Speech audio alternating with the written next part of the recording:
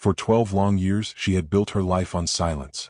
To her neighbors she was just Claire, the quiet woman who taught literature at the local community college, who always had a soft smile but never spoke much about her past. She was known for her calm presence, her gentle way of listening, her kindness that seemed unshakable. But under that stillness was a history she had buried so deep, she thought no one would ever dig it up again. Until one phone call shattered everything. And when she picked up the receiver, the voice on the other end pulled her back into a world she swore she had left forever. "Stay with me because what happened next is something you will never forget."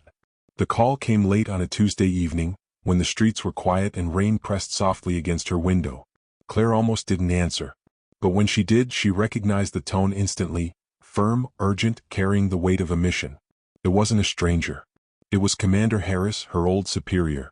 His words cut through the static, "We need you back." For a moment her entire body froze. Her past, the one she thought she'd locked away, had found her again. And no matter how much she wanted to slam the phone down, her heart wouldn't let her. Because when the SEALs call, it's never for something small. And deep inside, she already knew she couldn't turn her back. For 12 years she had carried the scars of war quietly. She never told her students about the nights in foreign deserts, the echo of gunfire, the weight of fallen brothers. She never told anyone about the day she swore off the uniform forever after holding the hand of her dying teammate, whispering that she'd get him home, even though she couldn't. That day she promised herself she would never go back. And yet, here she was, staring at the silent phone after the call ended, her reflection trembling in the rain-streaked glass.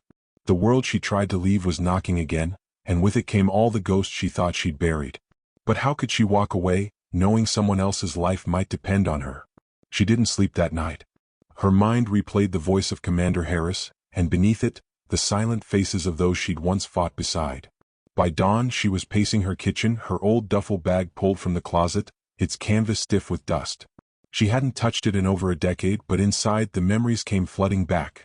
The worn combat boots, the faded patches, the scent of sand and sweat still clinging to the fabric. As her hands brushed over them, she felt a strange mixture of dread and purpose. It was as if the bag itself remembered who she was, even when she tried so hard to forget. She told herself she was only considering it, only listening. But her heart knew. She was already halfway gone. When she arrived at the naval base the next day, the stairs said everything. Whispers rippled as she walked past, because no one expected to see her again. Claire wasn't just another SEAL. She had been one of the few women to pass the grueling selection, one of the toughest, most resilient operators they'd ever had. Her reputation was carved into the very halls she walked through. But it wasn't pride she felt. It was the weight of responsibility. And when she finally stood face to face with Harris, the years between them seemed to vanish. He slid a folder across the table, and when she opened it, the face staring back at her made her blood run cold. It was a child. Kidnapped overseas. The mission wasn't about politics or oil or money. It was about saving one innocent life. And suddenly all her walls crumbled. How could she say no? The mission tore her back into the world she had fled. The endless drills, the dark flights into enemy territory, the silence of men and women who spoke only with their eyes. But something inside her shifted as she stepped into it again. The pain of the past was still there, yes, but so was the fire. She remembered why she had once chosen this life, not for the medals, not for the orders, but for moments exactly like this. For the chance to bring someone's son or daughter back home alive.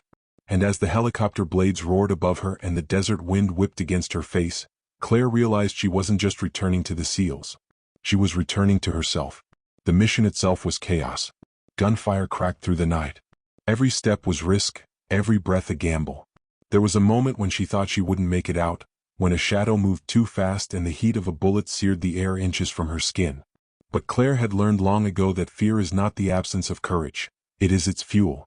And she pressed on, leading her team through fire and darkness, until at last they found him. The boy, terrified, trembling, but alive. The moment she lifted him into her arms, it was as if time itself stopped. His small fingers clung to her vest, and for the first time in years, Claire felt something she thought she had lost forever: peace. When they returned home, no parade awaited them. No headlines, no applause. Just the quiet satisfaction of a mission completed, of a life saved. Claire didn't need the world to know. She didn't even tell her neighbors why she disappeared for those weeks. To them, she was still just the quiet woman with the soft smile, grading papers late into the night. But inside, she carried a secret victory, Proof that even after 12 years of silence, her purpose had not been erased. She had gone back not for glory but for humanity. And maybe that was the truest form of heroism, the kind no one ever sees. So the next time you pass by someone who seems ordinary, who fades into the background of daily life, remember Claire's story. Because sometimes the people you least expect are the ones who have carried the heaviest battles, the ones who have chosen silence not for weakness but for peace. And sometimes, all it takes is one call to awaken the part of them the world has forgotten. Because once a warrior, always a warrior.